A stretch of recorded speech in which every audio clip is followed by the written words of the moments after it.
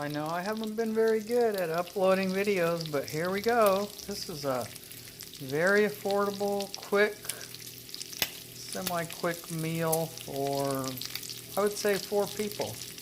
When you add some bread or some cornbread, biscuits, rolls, anything you got. White bread and butter. So I'm frying up the last of some bacon that is too thin in my opinion to eat for breakfast. And then I had some things I was using for a salad yesterday, but I didn't use all of them, so I kept them. Now you don't even have to actually chop those up, because split pea soup doesn't take very long to cook. You don't have to soak it in advance. I put some chicken bouillon powder, 2 bay leaves, and you want to make sure to keep track of those, because at the end you're going to use a hand blender, and you don't want to blend those 2 bay leaves. So I have pepper in with the bacon and lots of garlic, and I sliced up the half an onion that I had, some carrots, green onions, and that's basically all there is. That's a piece of onion, piece of green onion. Like I said, you can leave those whole. This only cooks for about less than 90 minutes. I like to cook it longer and use lots and lots of water so that it won't get too thick. It tends to want to get too thick. So this is 1 package of split peas, usually less than $2.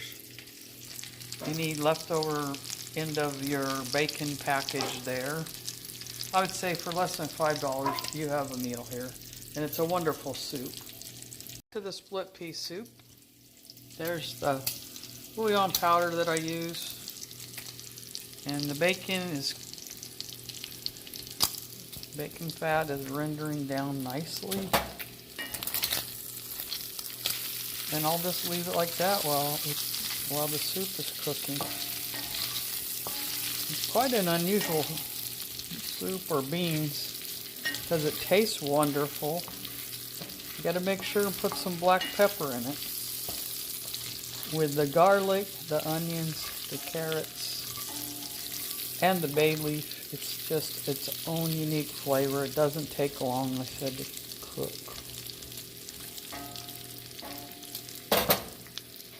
As you can see, I'm cooking it in a Dutch oven. I'm going to put the lid on it and put it in the oven, probably at 325 for an hour. When you put a lid on a Dutch oven, it makes it super hot inside. I might even put it at 300 once I stick it into the oven. It's ready to go now. I'm going to take some of that grease off, not all of it. Grease equals flavor, but too much grease equals bellyache, in my opinion. There you go. I'm going to put all of it together and I'll show you what that looks like. So here's how it goes before I put the water in. I took most of the grease out and I put it in my bacon grease container. That is another cup of flavor when I'm cooking some other things. Let's put a spoon of that in there. That will now have a garlic flavor to it, a roasted garlic flavor I might add. My garlic in here is very nicely roasted. So I put about 45 to 60 ounces of water in there. I like it to be having more water than you would even imagine it would need. I'm going to stir it around. You can see that the split peas are down there at the bottom. You don't have to use, You don't have to use these particular vegetables, but I wouldn't really recommend too many other ones. You don't want to change the flavor. But if you had a lot more carrots, you could use all carrots with nothing else. You could use more carrots, less carrots, no carrots.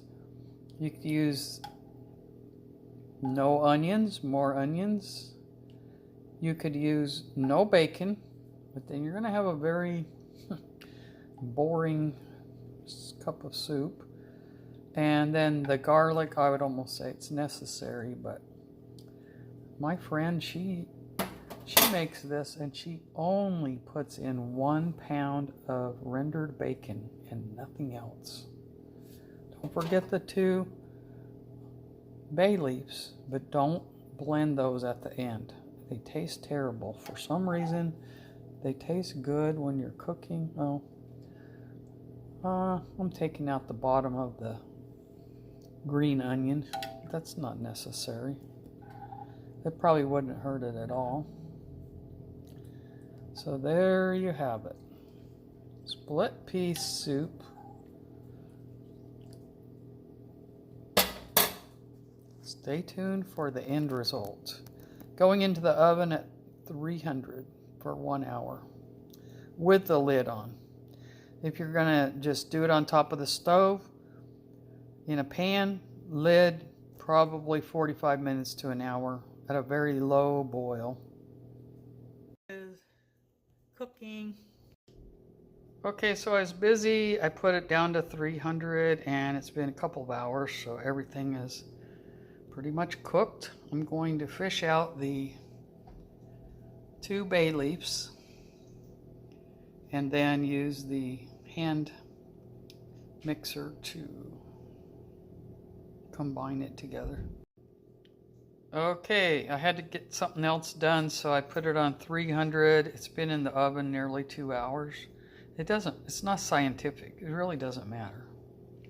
So everything's cooked and soft. I've removed the 2 bay leaves. They're very bitter if you blend them into the soup. So here we go. I'm going to take my hand blender off camera and blend it. If you want to hear it, here we go. Kind of fun to watch.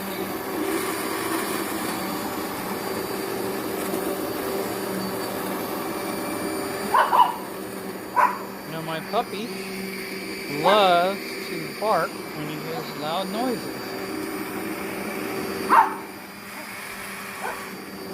He thinks I'm making dinner for him.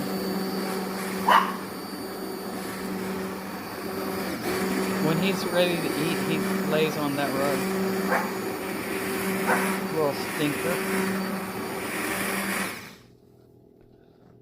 I'm going to skim that foam off of there.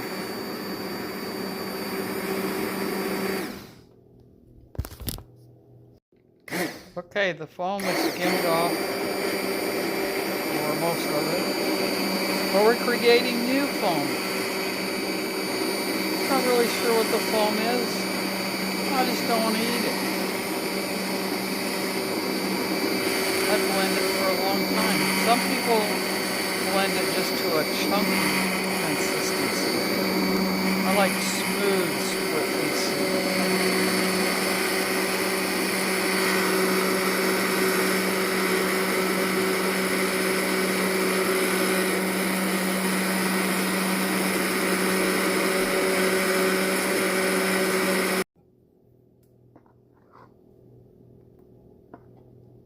The finished product,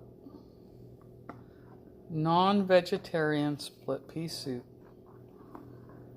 That's actually more food than 4 people can eat. I'm going to call that a 6-person, $6 meal, but it did not cost me $6 to make this because I already had some bacon on hand. I already had a carrot and an onion. It's probably feed 6 people for $3. And then I serve it in my US Navy cups. So, taste test over. It has a smoky flavor, savory, a touch of salt. It's warm, comforting. It's like a very nice warm cup of tea, but you're drinking your vegetables. What better thing could you ask for? You have fiber and vitamins, minerals. Enjoy.